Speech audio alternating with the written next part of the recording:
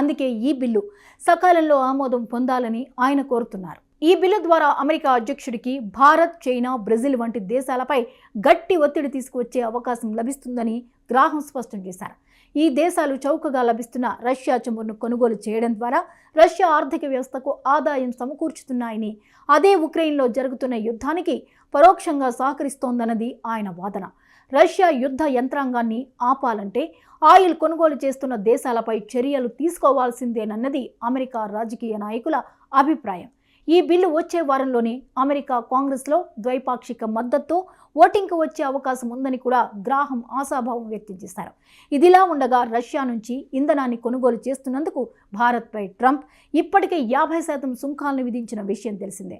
ఇప్పుడు ప్రతిపాదిత కొత్త బిల్లు అమల్లోకి వస్తే ఈ సుంకాలు మరింత పెరిగే అవకాశం ఉందన్న భయాలు మొదలయ్యాయి. అమెరికా తీసుకున్న ఈ కొత్త బిల్లు ప్రభావం వెంటనే భారత మార్కెట్లపై కనిపించింది.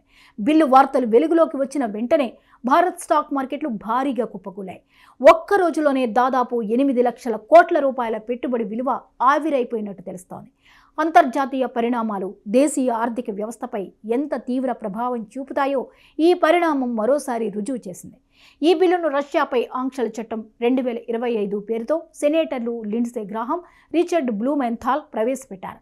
ఉక్రెయిన్పై పుతిన్ చేస్తున్న యుద్ధానికి ప్రత్యక్షంగా లేదా పరోక్షంగా సహకరిస్తున్న దేశాలపై అదనపు సుంకాలు, ఆంక్షలు విధించడమే ఈ చట్టం ప్రధాన